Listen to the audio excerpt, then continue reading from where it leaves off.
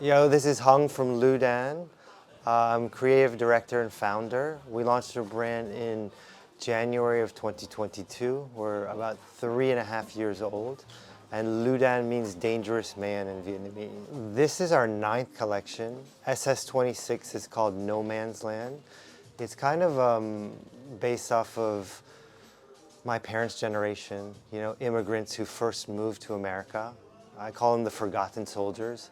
The men and women who kind of immigrated to a new country, left their lives behind, and they were educated, they had station, they had place, and when they moved to their new country, there was no territory for them. So no man's land refers to kind of a military term for unclaimed territory. So basically there was no space for people of color. So what happened when you don't have space? You become criminal, you take your things. When there's not equality, there's a lot of kind of pain and suffering. So through all of that, we talk a lot about like blue collar, we talk a lot about kind of, it's really around like your taxi driver, your butcher, your dry cleaner, and it's kind of like celebrating kind of the pain and the struggle that they had to go through so that we could have a better life. So if we walk through the collection a little bit, I'm going to take you by the lookbook. This is the end of our trilogy. So we have a 3-part series. The first one was Mayhem, and after that is You Don't Belong Here. And then the last one of this trilogy is No Man's Land. So he went from kind of a drifter, angsty, kind of disheveled punk kind of spirit, wandering around the streets kind of like of Tokyo, feeling very alone, very desolate, very angry. And he would kind of, his only solace was kind of in like Asian gore films. So he would wrap himself in like Asian gore posters and feel only alive during that. So that was Mayhem. After that, we have the Autumn-Winter 25 collection, which we have in pop-up downstairs, is about really rebellion and riot and kind of armoring up.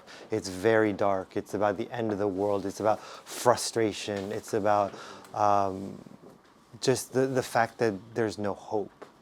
So that brings us to No Man's Land, where there's a really beautiful color story, and it's really about the harshness of light, when the light comes in after the darkness. So we have a really beautiful technique of bleaching. So this starts from a black denim.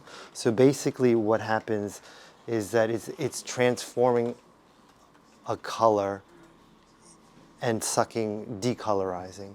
So I mean, on political terms, I feel like this collection is really about decolorization, decolonization, like all of these kind of mixed identities around like what is hard, what is soft, what is dark, what is light.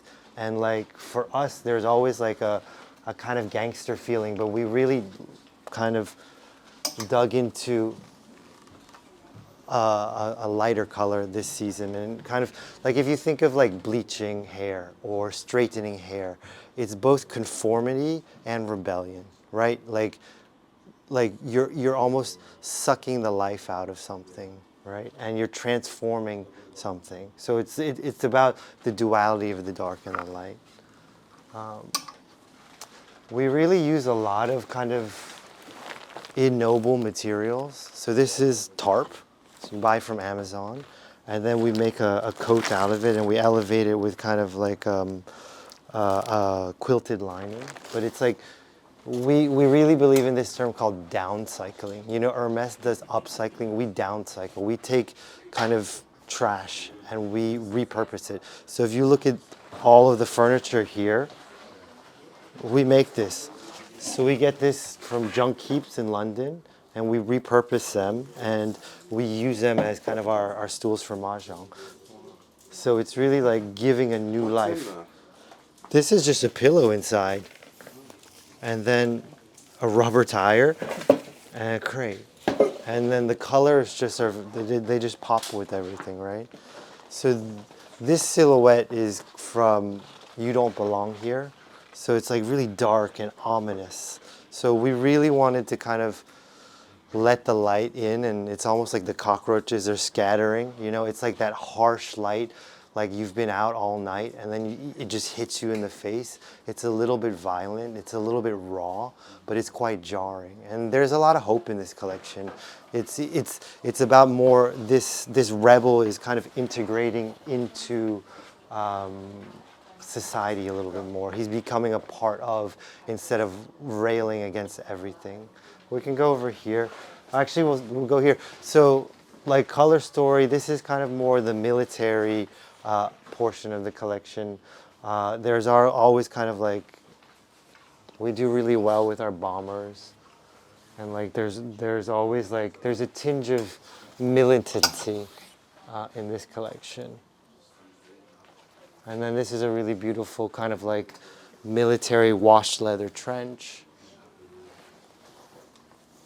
And then there's always like kind of punk anthems, scratching, scrawl, like... what do those characters mean? Which ones? They mean Luu Dan in Chinese.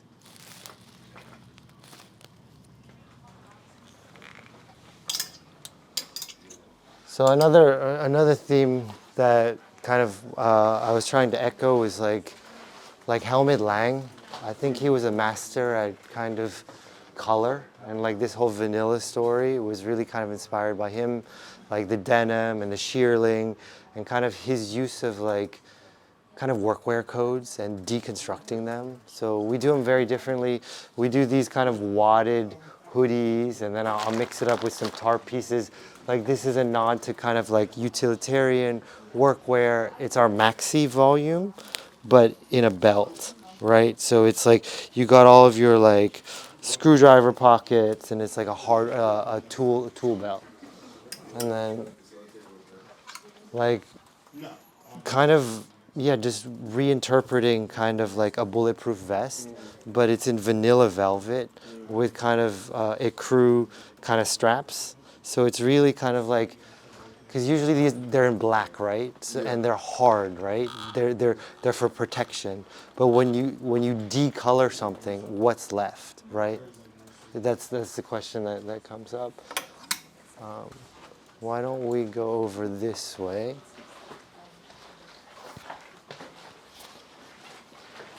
So this section is more the night, so it's the darkness, kind of echoing on like, yeah, all the themes of like how difficult times are today, how difficult it is to kind of be young, how fraught kind of the world is in terms of politics, identity.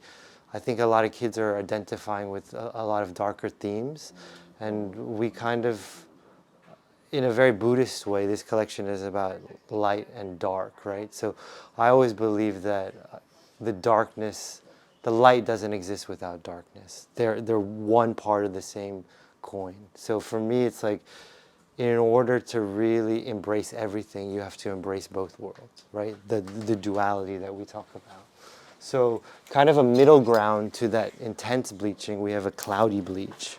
So it's like, it's really kind of like, yeah, like another term that we use is like, for, you know, when a worker is out in the field too much, he gets, it's not bleaching, but what is it called? Anyways, I forget the term. So kind of more utilitarian, kind of workwear, kind of pocketing, kind of details. Sun bleached is the term I was looking for. And then another tarp piece. Like we used kind of the original like eyelets and finishings. So it's really kind of like found materials, or found, like it already has a life and a soul, and then we reinterpret it into a fashion garment. And I guess that ties, it feels anyway, like it ties in a lot to what you were saying about when you're in no man's land, you kind of have to just take what you can find. Absolutely. And work with whatever's given to you. and reinterpreting like tarp into shorts and things like that. Yeah, I mean it's really like part of what we've been really digging into is like it's a perilous world out there, right? And it's like, how do we protect ourselves? How do we armor up? Whether it's like a hoodie that you want to curl up in, or like something really hard, like leather or tarp. It's like it's that materiality that has so much language to it. And this is a pretty good example of our downcycling. So this is a vintage gray sweater, black and white, that we just patchwork together, and then we screen print on top of it. The shape is pretty cool. Let me put it on screen. Like, oh, it's quite oversized, but it's a nice shape.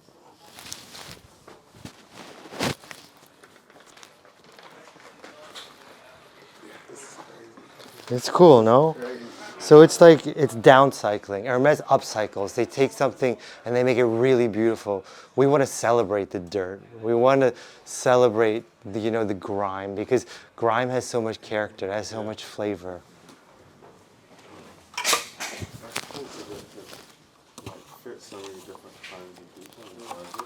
Yeah, I was thinking that. I was like, oh, It's very inclusive, our fits. I mean, they're oversized, so it's generous. You have to want to wear those proportions. This is kind of tying into like workwear vibes. So this is our maxi, but it's an apron. So you tie it like this, and then, or you tie it in the front, and it creates a really cool volume. And then we always like, we've been known to do kind of like really cool leather chaps. how did you stumble into the kind of, because obviously you showed me the same apron sort of maxi feel with the shorts over here as well. Utility belt. How did you kind of stumble into that? You know what it was? It was like these, so we were driving across, when you drive across America, like I would always love to go thrifting, right? So there's always this giant pair of jeans on the wall, like from one fat ass farmer that's like, it's gigantic, right? So for me, that's where that inspiration was from. I was like, what if I reinterpret that volume and make it a little bit more wearable? So, right? So it's basic. It's a rectangle, right? And then you have a fastening like that. So going into this section, we have a little bit more like that flash of red, which is really important in the collection. And we're really into kind of faux leather at the moment. We do these kind of like great. What materials do you use for the faux leather? It's like a poly, but the shape is great. So it's like great volume. Yeah, so I have a hardcore training in fashion. I was at Céline with Phoebe and Balenciaga. So it's like, yo, my guy, thanks for coming through. Yeah. So we did like,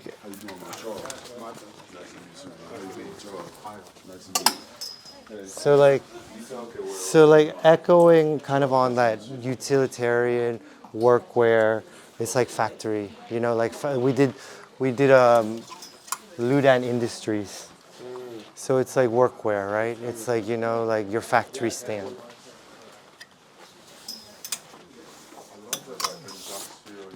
Yeah.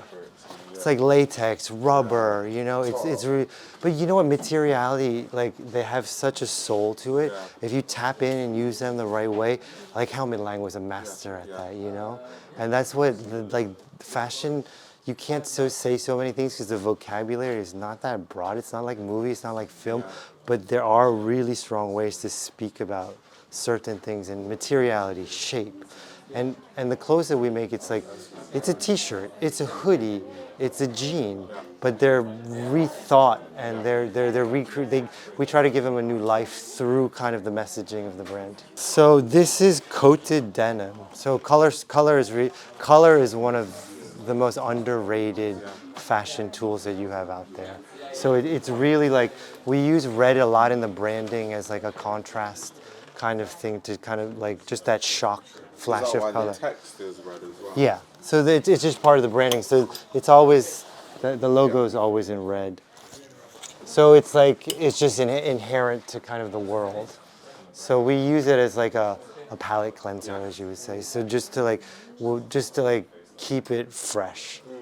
Okay, so right now we're at the Luu Dan Spring Summer 26 showroom, and I have the pleasure of interviewing a legend, and definitely someone that a lot of you will learn a lot about through this interview. So if you'd like to introduce yourself. My name is Hong. I'm creative director and founder of Luu Dan. Really happy to kind of speak to you guys. Thank you. Choose kind of specific elements from the culture that I grew up with. So I grew up in playing pool when I was a kid. Yeah. I grew up playing mahjong, wow. you know, and gambling. I grew up playing that Vietnamese craps game. Yeah. So I'm celebrating my identity. Yeah. So it's almost like it's specific and it's nuanced in a way where it's like there are elements of the culture that, you know, most people don't see. So it's like pulling back the curtain, and like the people who are familiar with it are like, oh my God, like I played this. I played these games when I was younger, yeah. You know, and it's like, it's really fun because it becomes experiential, you know, and you're immersing yourself into the culture, whether it's through the food, whether it's through the games, right. you know, whether it's through the clothing. Because like one of the biggest aspects is when people put on the clothes. Like I remember Usher told me when he put on the clothes, he felt like a badass, right? You just like, that's the ultimate compliment to me, because like it's about celebrating bad boys and villains. Yeah. So if someone puts it on and feels differently, they embody a different character, then it's like the transformation that I was talking about. Yeah. For me to modulate, and just like it's wide enough, you put it in, you can tie it in different ways, or like the apron, trousers. So I don't know if you intended for it to be that way, but it is inherently size inclusive, whether you intended for that to be the case or not. Well, it's, people bring that up quite a bit, and it's quite interesting because I grew up in a time of fashion, of luxury fashion, where it was almost more about exclusivity than inclusivity. Like Balenciaga, Céline, Balenciaga with Nicolas Ghesquière. It was like the skinniest alien female, gorgeous, Yeah. cultured, but it was almost like it was inhuman. Yeah. And Céline, it was about like effortless luxury, wardrobe, but still like it was about being exclusive. Yeah. If we talk about inclusivity and exclusivity, inclusivity is democratic. It speaks to multiple colors, shapes, sizes. So when we launched Luu Dan, I wanted to be more inclusive than exclusive. So when we talk about the fits, it's about being inclusive. So gangster fits have always been oversized. So that kind of leans into the DNA of the brand. It is intentional because there are people who want to look good that are all different shapes and sizes. Yeah. And there's nothing worse than feeling excluded because of your skin color or because of your size. That's not what fashion is really about. Yeah. I totally agree. So in terms of philosophy, you were saying earlier about this idea that a big key theme across the work is like gangsters. Like through researching your work, I've seen that you reference different movements from different like Hong Kong, Japan. Yeah. So where does that come from? What's the interest in that? And what elements have you seen to the way they dress that really inspires you and you really enjoy seeing? Okay, good question. So I'm a little bit of a gangster. I think everybody has a little bit of gangster in them. So like my past, I was a bookie and a drug dealer when I was 18 and 19. You know, I sold coke, I sold ecstasy, I sold roofies. Gambling was a big part of kind of my story, and we talk a lot about transformation. So I think like we all have the dark and the light within us, and we should celebrate both. So why not be a gangster one day of the week, right? But I think what attracts me to that, and a lot of them are film references or characters I knew when I was growing up, but it's like there's a certain swag, there's a certain attitude that embodies kind of strength and power that attracts me to that. And especially with Asian identity, it's so polarizing, right? Like there's a subsection of the Asian identity that's really focused on kind of asexual, nerdy, not masculine, Right. you know, and it's like it like there are rougher, mean Asian dudes, and they need to be shown. We need to show the whole spectrum, Yes. right? Yes. And then for me, like, fashion is beautiful because there's so many pre-existing codes, and whether it's like texture that we were talking about, or color, or shape that we were talking Yeah. about, you know, touching into kind of pre-existing codes of like whether it's like a West Coast check that Eazy-E used to wear, Yeah. or whether it's a Bozozuku kind of jumpsuit with embroidered kind of rebellious kind of slogans on the back, or whether it's like a punk rock kind of Malaysian anthem, like, you know, they all have spirit and soul. And it's like we try to pay respect to that because it's a pre-existing energy. Like the last thing that I want to do is co-opt something for fashion. Yeah. What I want to do is pay respect to it and elevate it. And you know, I really believe in this idea of floating origins, because it's like a story, for example, punk. You know, punk started in New York, and then it traveled to London, and it became something else. And now it's all over the world. It has an energy and a spirit. But if you look at punk in Japan and you look at punk in Malaysia, Yeah. it's different than the Yeah. one in New York. Why? Because the soil is different, because the people are different, but the spirit is the same. Yeah. So I love this idea of to be continued, a story that starts with an original energy, and then it kind of through time, through people, it shifts. Changes through culture, Yeah. through that's interesting, and that's cool because punk is something that's a key theme Yeah, across your work. absolutely. Something I've been really fascinated about since I found out about your work is considering. I think you went to Antwerp. Yes. Yes, and then you worked at Balenciaga for Nicolas Ghesquière, you worked at Céline Phoebe Philo. Now, something really interesting, a lot of designers, when they work at brands, when they eventually do start their own brand, there's sort of an alignment with the brands that they worked at. And I find it so refreshing and actually interesting. I wanted to ask you, what's the reason why you went in a completely different direction to more of like the clean cut aesthetics that you would get from Nicolas Ghesquière or even Phoebe Philo? I think that's a really good question. So this project specifically is very personal. Like I really work around my personal story, my identity.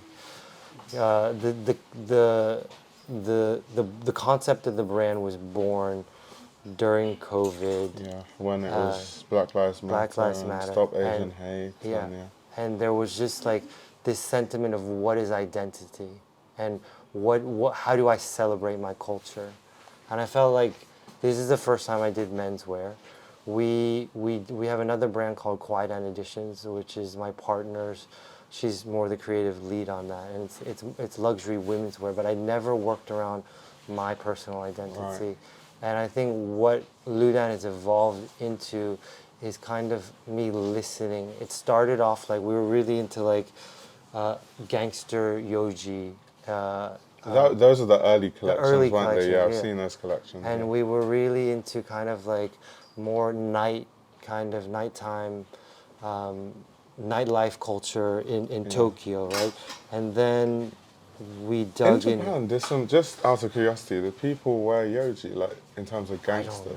I don't know. I mean, I know he had all those like collections in the 90s with like, you know, he was working with Takeshi Kitano and all of those like, you know, reworked kind of black trenches Yeah. and like, you know, like I don't know if I find That would be a fascinating through line and story, yeah. if that's the case. But yeah, I see what you mean, because when I was looking into those collections, I think you even said in interviews that something that attracts you to Yoji is you can see those silhouettes and aesthetics Yeah. in like what some of the gangsters you see wear, right, aesthetically, the way they fit, the wide fitting silhouettes, the flowiness Yeah. of it. So that's very interesting. Earlier you said that, you know, you're very inspired by Helmut Lang. What is it about his work that really touches you and speaks to you? I think he was so disruptive, you know, when he came out in fashion. Like his early collections, he always talks about like, I couldn't find clothes that I like, so I made them. Yeah. And like that kind of like punk spirit, and the way that he would use texture, color, casting models, the world was just so rich and complete, and it was like you could see that it just pulsated flavor, juices. You know, it's like it was just so rich. Yeah. And it was like still today, like in all the houses that I worked at, like we would always reference, you know, Helmet, and it's just like one of those legendary, iconic designers that just captured a zeitgeist and like put like elevated, like it was like cool streetwear before. It was like cool subversive kind of clothing inspired by the street. Yeah. You know, I don't want to say it's streetwear because streetwear became something else. Yeah, I don't even know what it means myself. Yeah. Was his work something at all that might have piqued your interest in fashion, or had you already had interest before you'd seen Helmut Lang's work? I think I was really like at Céline and Balenciaga. We would always reference kind of Helmet, you know. So I think he was one of those designers where, you know, you would just constantly see stuff on his Yeah. on the mood boards because it was so revolutionary what he did. Like it was so out of left field, and then like all of his codes have kind of been reintegrated into the system in different ways. But we try to pay respect. It's like I don't think Yeah. I don't think we didn't have one single image of his on the mood board, but I knew it was more of like capturing his spirit. Yeah. Or Just a trying way of to. doing things. Or, Yeah. yeah, yeah. So something I also like about your work is it's very political. Yeah. And in fashion today, people are scared of being a bit political. Don't know why. Maybe people, you know, want to avoid any like controversy, or they don't want any sort of people feeling unwelcome in a way, because kind of when a brand is political, if someone leans on a political leaning that is opposite to the point you're making, then they could feel personally attacked. So I do find it very interesting. It's also extremely commendable that you take political stances with the brand, because going back to even when the brand was started and kind of where it started around, and I know in interviews you've talked about the fact of, you know, Asians not being at the top of fashion a lot, which doesn't make sense because the argument is normally the customer base, right? Which doesn't make sense because if Yeah. you look at the customer base of Yeah. luxury now, Yeah. if we were aligning that with who should be the creative directors, then it should actually be majority Asian. So I just wanted to say that's really commendable that you Thank speak you. about those things. Yeah, of course. Like, you know, I really believe in this cause because kind of being a person of color, you understand that the playing field is not equal. You know, if you look at fashion shows 15, 20 years ago, there's one color on the runway. And we've been told that that's what beauty is. But growing up as a teenager, I didn't have that complexion. I had a lot of internalized racism growing up, not wanting to be the race that I was. Life would be easier. You know, you could see the power structures were not the same, right? So for me, I use Luu Dan as a vehicle to empower my community, and it's important because I know what it's like to be passed over because, you know, of not necessarily the color of my skin, but understanding like, okay, this door is open, but not that door. That door is for other people, you know. Like I've been fortunate enough to be in really kind of immersive, strong, creative kind of experiences. But I understood pretty fast that I was like the token Asian guy. Like they let me in, but there's a cap on Right, where this is right. going.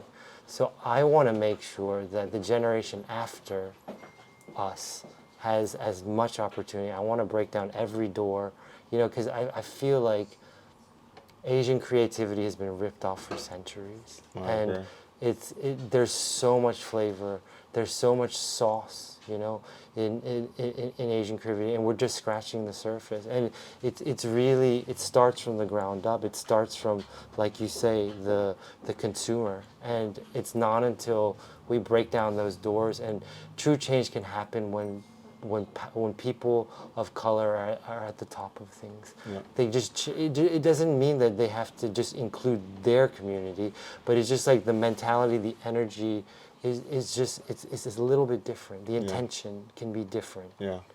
So I'm a big proponent of that. Like I've been pretty vocal about kind of like having more female creative directors, having more, you know, people of color at these big houses, because it's so important to hear other voices. Yeah.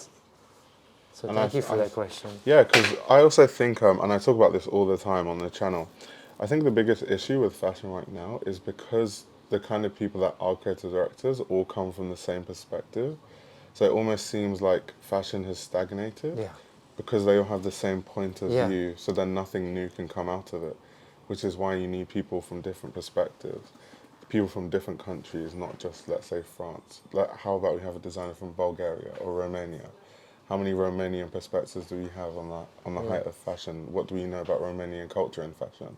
These kind of things. What is the, you know, Japanese perspective working at a luxury house? Yeah. There's so many things that are untapped, and the reason why we keep seeing the same aesthetic over and over again is because it's the same kind of people that end up doing these roles. So that's what I think is really important. It's not even about tokenism or anything like that. It's actually about creativity to me. Yeah. Yeah.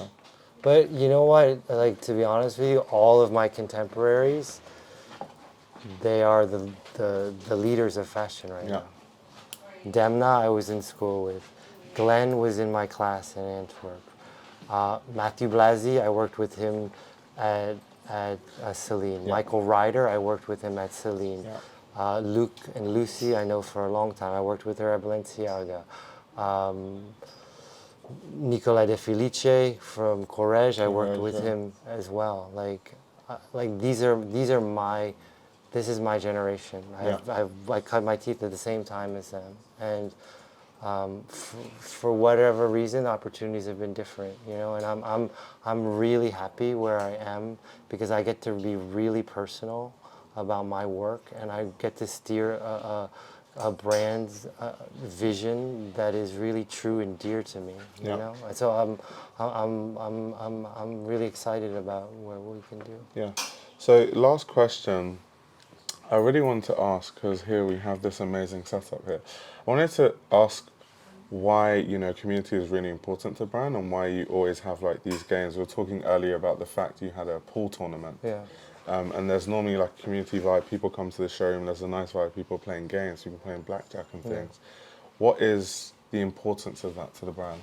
Well, it's flavor, right? We're celebrating culture. You know, it's really, today it's not just about the clothing. You know, it's the world, you know, and it's like, I feel so blessed to have a wealth of untapped culture kind of at my disposal, you know. Like I always talk, I'm Vietnamese American, but I always talk about Asian identity because I feel like it's underrepresented and misunderstood.